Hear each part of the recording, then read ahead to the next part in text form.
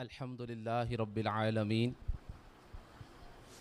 والصلاة والسلام علی خاتم النبیین اما بعد فاعوذ باللہ من الشیطان الرجیم بسم اللہ الرحمن الرحیم قال اللہ تبارک و تعالی فی القرآن المجید والفرقان الحمید ذالک الکتاب لا ریب فیہ ھدی للمتقین صدق اللہ العظیم و صدق رسولہ النبی الکریم الامین من یہدہ اللہ فلا مضل لہ ومن یضللہ فلا ہادی لہ ونشہد ان لا الہ الا اللہ واشہد ان محمدا عبدہ ورسولہ ان اللہ وملائکتہ یصلون علی النبی یا ایہا الذین آمنوا صلوا علیہ وسلموا تسلیما۔ محبت سے مل کر پیارے آقا علیہ السلام کی بارگاہ میں درود و سلام کا نذرانہ پیش کریں۔ الصلاۃ والسلام علیک یا سیدی یا رسول اللہ وعلی آلک واصحابک یا سیدی یا حبیب اللہ۔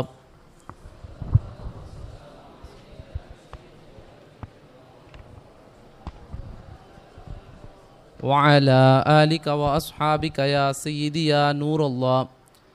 پیارے آقا علیہ السلام کا فرمان علی شان ہے کہ جو شخص مجھ پر 100 مرتبہ درود پاک پڑھتا ہے کتب اللہ بین عینیہ براۃ من النار و براۃ من النفاق، کہ جو شخص مجھ پر 100 مرتبہ درود پاک پڑھتا ہے اللہ تبارک و تعالیٰ اس بندے کی دونوں آنکھوں کے درمیان لکھ دیتا ہے کہ یہ بندہ جہنم کی آگ سے آزاد ہے اور نفاق سے بھی آزاد ہے۔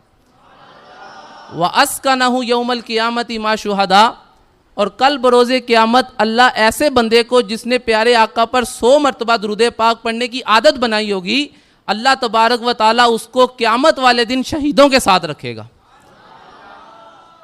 تو اب درود پاک پڑھنے کا زیادہ مزہ آئے گا، تو مل کے پڑھتے ہیں الصلاۃ والسلام علیک یا سیدی یا رسول اللہ وعلی آلک واصحابک یا سیدی یا حبیب اللہ۔ صلو علی الحبیب صلی اللہ تعالی علی محمد صلی اللہ تعالی علیہ وآلہ وسلم۔ اللہ تبارک و تعالیٰ اپنے پاک کلام میں ارشاد فرماتا ہے، جیسے آیت مبارکہ تلاوت کی گئی، کہ یہ وہ بلند مرتبہ کتاب ہے کہ جس میں شک کی کوئی گنجائش نہیں۔ یہ اللہ تبارک و تعالیٰ نے قرآن پاک میں جو ارشاد فرمایا، یہ ایک صفت ہے قرآن پاک کی کہ یہ ایسی بلند رتبہ کتاب ہے کہ اس میں شک کی کوئی گنجائش نہیں۔ اور دوسری جگہ پر ساتھ ہی فرمایا ھدی للمتقین، اس میں ہدایت ہے۔ قرآن پاک کا ایک وصف بیان کیا جا رہا ہے، وہ یہ ہے کہ یہ ہدایت ہے کن کے لیے؟ جو اللہ سے ڈرنے والے ہیں۔ جو اللہ سے ڈرنے والے ہیں قرآن ان کے لیے ہدایت ہے، اور جو اللہ سے ڈرنے والا نہیں ہے قرآن سے وہ حقیقی نفع حاصل نہیں کر سکتے۔ ایک جگہ پر رب تعالیٰ نے ارشاد فرمایا ھدی للناس، سورہ بقرہ کے اندر 185 نمبر آیت مبارکہ، یہ لوگوں کے لیے ہدایت ہے، یعنی اس میں مومن اور کافر سب شامل ہیں۔ لیکن یہاں شروع ابتدائی حصے میں اللہ تبارک و تعالیٰ فرما رہا ہے ھدی للمتقین، ہدایت ہے جو اللہ سے ڈرتے ہیں۔ تو پتہ چلا قرآن سے حقیقی نفع وہی بندہ حاصل کر سکتا ہے جو اللہ سے خوف رکھنے والا ہے، اس کے دل میں رب کا خوف پیدا ہو جائے۔ ہم نے اس بارے میں کرنا کیا ہے کہ اللہ کا خوف کیسے پیدا ہوگا، تقویٰ کا معنی کیا ہے، خوف کا معنی کیا ہے۔ تقویٰ کے کئی معنی بیان کیے، جن میں سے ایک معنی میں آپ کو بتاتا ہوں کہ تقویٰ کا معنی ہے کہ نفس کو، اپنی جان کو خوف کی چیز سے بچانا، یہ ہے تقویٰ۔ اور شریعت کی اصطلاح میں تقویٰ وہ ہے کہ انسان کا کسی کام کو کرنے یا نہ کرنے پر اس بات کا ڈر ہونا کہ مجھے رب عذاب دے گا۔ آسان لفظوں میں بیان کروں، صوفیہ کیا فرماتے ہیں کہ تیرا رب تجھے وہاں نہ پائے جہاں جانے سے اس نے منع کیا ہے۔ اگر صوفیہ کی یہ تعریف یاد کر لی جائے تقویٰ کی جو انہوں نے کی ہے کہ تیرا رب تجھے وہاں نہ پائے جہاں جانے سے اس نے منع کیا ہے، تو یہ تقویٰ کا بالکل مصداق بن جائے گا، خوف خدا کا مصداق بن جائے گا۔ میرے رب نے مجھے کس چیز کا منع کیا؟ رشوت کھانے سے، سود کھانے سے، فلمیں ڈرامے دیکھنے سے، یعنی بذریعہ، یعنی رب تعالیٰ کا فرمان کہ گناہوں سے بچو۔ گناہوں کی وضاحت آگے احادیث میں بھی کی گئی کہ کبیرہ گناہ کون کون سے، ہمارے بزرگوں نے بھی بیان کیا۔ کہیں 40 کبیرہ گناہ بیان کیے گئے, کہیں 27 کبیرہ گناہ بیان کیے گئے. تو اب ہم نے گناہوں سے بچنا ہے, لیکن بات یہ ہے کہ اللہ کا خوف کیسے حاصل کیا جائے. یہ ایک سوال ہے نا کہ اللہ کا خوف کیسے حاصل کیا جائے. اللہ تبارک و تعالیٰ اپنے پاک کلام میں ارشاد فرماتا ہے, الذین یظنون انہم ملاقو ربہم وانہم الیہ راجعون. اللہ تبارک و تعالیٰ ارشاد فرماتا ہے, سورہ بقرہ کی آیت مبارکہ ہیں, کہ وہ جنہیں یقین ہے اپنے رب سے ملنے کا, وہ جنہیں یقین ہے. ویسے یہاں پر ظن کا لفظ استعمال کیا گیا, گمان, لیکن تفسیر جلالین میں یہ بات ہے کہ ظن سے مراد یہاں یقین ہے, کہ جس بندے کو یہ یقین ہے کہ اس نے اپنے رب کی بارگاہ میں حاضر ہونا ہے اور اس کی طرف پلٹ کر جانا ہے, یہ ایک گمان, یہ ایک یقین انسان کے دل کے اندر خوف خدا پیدا کر دے گا. اس کی مثال کہ یہ آیت مبارکہ کیوں بیان کی گئی. اس سے پہلے اللہ تبارک و تعالیٰ نے ارشاد فرمایا, وَإِنَّهَا لَكَبِيرَةٌ إِلَّا عَلَى الْخَاشِينَ, بے شک یہ ضرور باری ہے. کیا اس سے پہلے ہے وَاسْتَعِينُوا بِالصَّبْرِ وَالصَّلَاةِ, کہ نماز اور صبر سے مدد مانگو.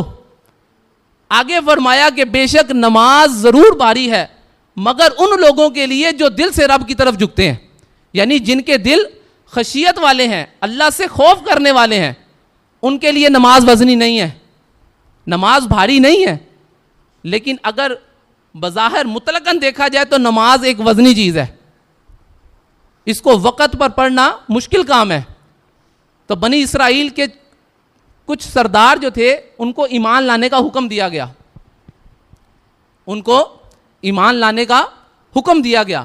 انہوں نے آگے سے جواب دیا, ہم تو مالدار ہیں, ہمارے پاس تو منصب ہیں, ہمیں فلاں فلاں عہدے ملے ہوئے ہیں اپنے بڑوں کی طرف سے, اگر ہم ایمان لے آئے ہمارے عہدے چلے جائیں گے, ہمارا مال ہم سے چھین لیا جائے گا.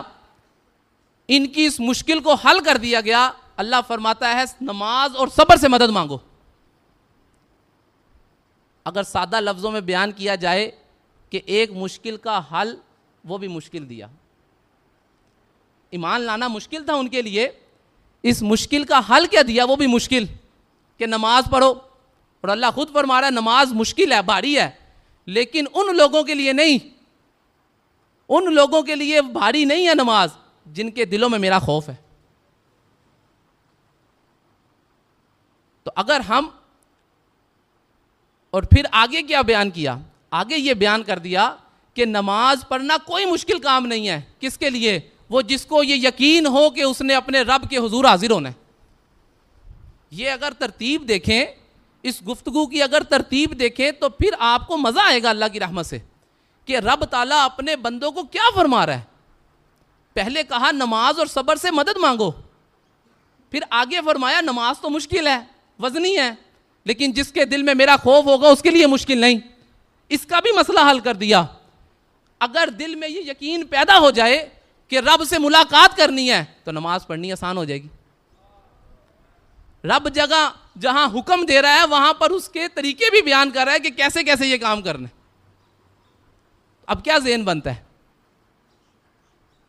کہ خوف خدا دل میں پیدا ہونا چاہیے, کہ جس کے دل میں خوف خدا نہیں ہوتا وہ بے لگام ہو جاتا ہے. میں اس کی ایک مثال آپ کو دیتا ہوں. آپ سبق نہ سنائیں, استاد صاحب کے ذہن میں کیا بات آئے گی, چھٹی بند کر دو اس کی. اب آپ کے دل میں خوف پیدا ہوا, توجہ کرنی ہے, ہنسنے والی بات نہیں ہے, کیونکہ یہ روزمرہ کا معمول ہے. ہنسیں گے تو اس کا مطلب ہے اپنے اوپر ہی ہنس رہے, کسی کو موقع نہیں دیا آپ نے ہنسنے کا, خود ہی اپنے کام پر ہنس رہے. ہنسنے والی بات نہیں, اصل جو بات بیان کی جا رہی ہے اس پر غور و فکر کرنا ہے, اس کو سمجھنا ہے. استاد صاحب چھٹی بند کریں, دل میں پریشانی نہیں پیدا ہوتی, ایک دم سے پیدا ہو جاتی ہے کہ میری آج چھٹی بند کر دی. آپ کے ذہن میں کیا بات آتی ہے کہ چھٹی ہونے سے پہلے پہلے استاد صاحب کے پاس جانا ہے, ان کے پاس حاضر ہونا ہے اور ان سے التجا کرنی ہے کہ استاد صاحب آج مجھے معاف کر دیں, کل میں سبق یاد کروں گا. جبکہ اس سے پہلے کیا تھا, استاد صاحب نے کہا چھٹی بند ہے تو آپ کو چاہیے تھا کہ اوکے استاد صاحب آپ جیسا فرمانے ویسا ہی ہونا چاہیے. لیکن ہم اس کو چھوڑ کر دوسری طرف کہ ہمیں گمان ہے کہ میرا استاد مجھ پر شفقت فرمائے گا اور مجھے چھٹی دے دے گا، اور بسا اوقات مل جاتی ہے۔ اب اللہ تبارک و تعالیٰ فرماتا ہے کہ جسے مجھ سے ملنے کا یقین ہے وہ نمازیں بھی پڑھے گا، دنیاوی فکروں کو بھی چھوڑ دے گا۔ اب جہاں استاد کے معاملے میں مجھے یہ یقین ہے کہ یہ استاد میری بات سنے گا، تو رب تو اپنے بندے سے 70 ماؤں سے بھی زیادہ محبت کرنے والا ہے، اس کی بارگاہ میں فریاد کرو گے تو وہ کیسے قبول نہیں کرے گا؟ یہ سب خوف خدا سے آئے گا، یہ خشیت الہی سے آئے گا۔ دل میں خوف ہوگا تو گناہوں سے بچنے کی صورت پیدا ہوگی۔ آج ہم سبق نہیں سنا پا رہے، اس کا سب سے جو مین ریزن ہے کہ میرے دل سے خوف نکل گیا۔ پیارے آقا بھی فرماتے ہیں کہ جس کے اندر سے حیا نکل جائے تو پھر جو مرضی کرتا رہے۔ اب میرا روزانہ 7 بجے کے قریب جامعہ میں آنا، 11:30 بجے چلے جانا، کیا میرے ماں باپ نے صرف اس لیے ہی بھیجا ہے کہ میں جاؤں اور آؤں اور وہ یہ سمجھتے رہیں کہ میرا بچہ پڑھ رہا ہے؟ ان کے نزدیک تو آپ کے فضائل میں اگر سنوں، اگر کسی کے والد صاحب کو بلاؤں یا کسی کے بڑے بھائی کو اگر بلائیں تو وہ یہ ایسے فضائل بیان کریں گے، وہ کہیں گے میرا بچہ عالم دین بن رہا ہے، امت کا رہنما ہے، یہ اللہ کی طرف بلانے والا ہے، یہ رسول اللہ کے فرامین سنانے والا ہے۔ اور اچھا گمان مومن سے کرنا چاہیے، اچھی بات ہے، ہونا چاہیے، لیکن مجھے اپنے ضمیر سے پوچھنا ہے کہ کیا میں اپنے والدین کے گمان کے مطابق ہوں؟ اگر تو اس کا جواب ہاں میں ملتا ہے تو مزید کوشش کریں، اگر نہ میں ملتا ہے تو پھر بھی کوشش کرنی چاہیے۔ لیکن یہ سب ہوگا کیسے؟ اللہ تبارک و تعالیٰ کے خوف سے۔ تو جس بندے کو یہ دل میں بیٹھ جائے نا کہ میرا رب مجھے دیکھ رہا ہے، تو تعریف بھی کیا کی کہ تیرا رب تجھے وہاں نہ پائے جس جگہ جانے سے منع کیا ہے۔ فلم دیکھنے کا ذہن بنتا ہو تو فوراً ذہن میں آ جائے کہ رب نے منع فرمایا ہے، اس میں رب کی نافرمانی ہے۔ گانا چل رہا ہو، سننے کا دل کرے، فوراً ذہن میں آ جائے کہ اس سے منع فرمایا گیا ہے، کہ جو گانے سنے گا اس کو قیامت والے دن اس کی کان میں سیسا ڈالا جائے گا پگھلا کر۔ بد نگاہی کرنے کا جب ذہن بنے، خیال پیدا ہو، اس وقت یہ ذہن میں آنا چاہیے کہ میں نے اپنے رب سے ملاقات کرنی ہے تو میں کس حال میں اپنے رب سے ملاقات کروں گا۔ حضرت ابن عباس روایت کرتے ہیں، حضرت عیسیٰ علیہ نبینا علیہ السلام اپنی قوم کو لے کر رب تعالیٰ کی بارگاہ میں التجا کرنے لگے، بارش نہیں ہو رہی تھی۔ حکم ہوا کہ تمہاری قوم کے اندر گناہگار لوگ موجود ہیں، کہ ان میں نیکی کسی کے پاس نہیں، سارے گناہگار ہیں، اور اعلان کرو کہ جو گناہگار نہیں ہے وہ کھڑا رہے، جو گناہگار ہے وہ سارے چلے جائیں۔ جب حضرت عیسیٰ نے اعلان کیا تو سارے چلے گئے سوائے ایک کے۔ وہ ایک بندہ ایسا تھا کہ جس کی ایک آنکھ نہیں تھی، ایک آنکھ تھی۔ حضرت عیسیٰ نے کہا کہ تم نے کوئی گناہ نہیں کیا؟ اس نے کہا میں نے ساری زندگی کوئی گناہ نہیں کیا سوائے ایک معاملے کے، کہ میں جا رہا تھا تو بلا قصد بے احتیاطاً ایک عورت کے پاؤں پر میری نظر پڑ گئی اور میں نے اس وجہ سے اپنی ایک آنکھ نکال دی۔ اگر دوسری آنکھ بھی پڑتی تو میں نے دونوں آنکھیں نکال دینی تھی اپنی۔ حضرت عیسیٰ روئے، اتنا روئے کہ آپ کی داڑھی مبارک تار ہو گئی۔ آپ نے فرمایا اب دعا میں نہیں، تو کرے گا اپنے رب سے۔ اس نے دعا کیا کی؟ اس نے دعا کی، یا اللہ تو نے ہمیں پیدا کیا جبکہ تو ہمارے پیدا ہونے سے پہلے جانتا تھا کہ میں نے کیا عمل کرنا ہے، اب تو نے پیدا فرما ہی دیا ہے، تو یا اللہ ہماری لغزشیں معاف فرما اور باران رحمت نازل فرما۔ حضرت عیسیٰ کہتے ہیں کہ جس کے قبضہ قدرت میں میری جان ہے، خدا کی قسم اس کی دعا ابھی ختم نہیں ہوئی تھی، اللہ نے بارش برسا دی۔ ہم بھی تو انہی کے غلام ہیں، ہم حضرت عیسیٰ کے ماننے والے نہیں، ہم تو تمام نبیوں کے ماننے والے، اور پھر ہم اس نبی کے غلام ہیں کہ جس کی امت کے بارے میں کیا کہا کہ یہ ساروں سے خاص امت ہے، کہ عمل ایک کرتی ہے اللہ تبارک و تعالیٰ اس کو 10 کا ثواب عطا فرماتا ہے۔ درود پاک پڑھ کے دیکھ لیں۔ حضور علیہ السلام کی اتباع و فرما برداری، اس سے پہلے خوف خدا حضرت امام حسین کا کربلا کے میدان میں یوں ڈٹا رہنا یہ کوئی عام وجہ نہیں تھی، یہ بھی خوف خدا تھا. کیوں؟ ہمت اور استقلال تب آتا ہے جب بندے کے دل میں رب کا خوف پیدا ہو. اگر خوف نہیں تو کچھ نہیں. حضرت عمر رضی اللہ تعالیٰ عنہ کے جو غلام، وہ بھی صحابی، رات کو جب دورہ کرنے کے لیے نکلے، کیونکہ حضرت عمر کی عادت تھی کہ آپ اپنی سلطنت میں جب آپ خلیفہ تھے آپ رات کو دورہ کرتے تھے کہ کوئی گھر پریشان تو نہیں. ایک گھر کے پاس آئے تو آواز آئی ایک عورت کی کہ بیٹی دودھ میں پانی ملا دو، دودھ میں پانی ملا دو. وہ بیٹی کہنے لگی کیا آپ نے امیر المومنین کا یہ کال نہیں سنا؟ اس نے کہا کیا کال؟ اس نے کہا یہ کہ انہوں نے منع کیا دودھ میں پانی ملانے سے. کہا اس وقت تیرا امیر تو تجھے نہیں دیکھ رہا. کہا مجھے یہ بات ناپسند ہے کہ امیر کے ہوتے ہوئے تو اس کام سے منع ہو جاؤں اور امیر کی غیر موجودگی میں وہ کام کروں. اس سے اگلی بات سن ماں، اگر امیر المومنین نہیں دیکھ رہا رب تو دیکھ رہا ہے نا، رب تو دیکھ رہا ہے نا، کیسے ملاؤں دودھ میں پانی؟ حضرت عمر نے یہ ساری بات سن لی. گھر گئے، اپنے بچوں کو اکٹھا کیا، کہا تم میں سے کس کس کی شادی ہو گئی ہے؟ حضرت عبداللہ بن عمر نے کہا، عبد الرحمن نے کہا ابا جان ہماری شادی ہو گئی. عاصم بن عمر جو تھے انہوں نے کہا ابا جان میری شادی نہیں ہوئی. حضرت عمر نے پیغام بھیجا، ماں نے اپنی بیٹی کے لیے خوشی خوشی رشتہ قبول کر لیا. جب ان کی شادی ہوئی تو اللہ تعالیٰ نے ان کو ایک بیٹی عطا کی. اس بیٹی سے جب اس کی شادی ہوئی تو اللہ تبارک و تعالیٰ نے ان کو ایک بیٹا عطا کیا جس کا نام عمر بن عبدالعزیز تھا، جن کو عمر ثانی بھی کہا جا سکتا کہ حضرت عمر کی تصویر تھے یہ خلافت کرنے میں. تو اب ہمیں کیا کرنا ہے؟ اللہ کا خوف پیدا ہونا چاہیے دل کے اندر. حضرت امام اعظم ابو حنیفہ جا رہے تھے تو بے خیالی میں، بے احتیاطی میں بچے کے پاؤں کے اوپر پاؤں آ گیا. اس بچے نے کیا کہا؟ اس بچے نے کہا یا شیخ الا تخاف القصاص یوم القیامتی، قیامت والے دن اس کا جب انتقام لینا پڑے گا، دینا پڑے گا تو کیا کرو گے؟ جب آپ نے سنی تو آپ زمین پر تشریف لے آئے، بے ہوش ہو گئے. اٹھایا، پوچھا کیا وجہ تھی؟ کہا پاؤں تو بالکثرت تھا لیکن اس کے جملے کہ رب کی بارگاہ میں حاضر ہو کر کیا جواب دوں گا یہ دل میں پیوست ہو گئے. اللہ کا خوف ایسا پیدا ہوا کہ میں غش کھا کر زمین پر گر گیا. تو ہم نے اللہ تبارک و تعالیٰ کا خوف اپنے دل میں رکھنا ہے. جب خوف خدا، جیسے جاتے ہیں بائک پہ، اشارہ جس جگہ لگا اس کے نیچے وارڈن کھڑا ہوتا ہے. میں دو صورتحال بیان کروں گا. جو رکتے ہیں وہ کس وجہ سے رکتے ہیں؟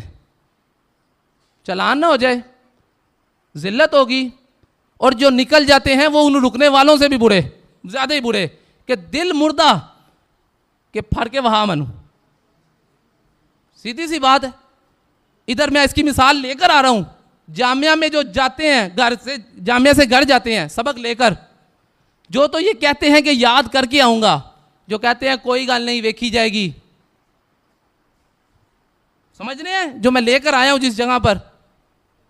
کیا ہے یہ خوف نہیں ہے آپ کا. بندوں کا خوف نہیں ہے، رب کا خوف کہاں سے جائے گا؟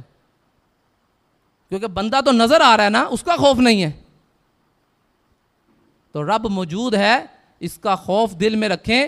جو بندہ اپنے رب سے خوف کرتا ہے، حضور فرماتے ہیں، حضرت فضیل بن عیاض کا یہ قول ہے کہ جو اپنے رب سے ڈرتا ہے اللہ تبارک و تعالیٰ اس کے دل سے سارے خوف نکال دیتا ہے. اور حضرت کعب الاخبار رحمۃ اللہ تعالیٰ علیہ فرماتے ہیں اللہ تبارک و تعالیٰ نے ایک محل تیار کیا ہے، اس کے اندر 70,000 گھر، 70,000 کمرے ہیں. اللہ تبارک و تعالیٰ یہ کس کو دے گا؟ کہ جس کے سامنے حرام پیش کیا گیا ہو اور اس نے اس سے منع کر دیا ہوگا کہ میں اللہ سے ڈرتا ہوں. تو اب کیا سمجھتے ہیں کہ دل میں خوف خدا ہمارے لیے بہت ضروری، ہم سب کے لیے، صرف آپ کے لیے نہیں. آپ کے بیان کرنے والا ہمیں مخاطب کر رہا ہے، نہ سب کے لیے. لیکن چونکہ ہم دین کے طالب علم ہیں، ہمارے دل میں خوف خدا زیادہ ہونا چاہیے. کیونکہ بدترین قوم بھی ان کو کہا گیا ہے اور اچھی قوم بھی علماء کو کہا گیا ہے. تو اللہ تبارک و تعالی ہمیں اپنا سچا اور پکا خوف عطا فرمائے۔ وما علیہ الا البلاغ۔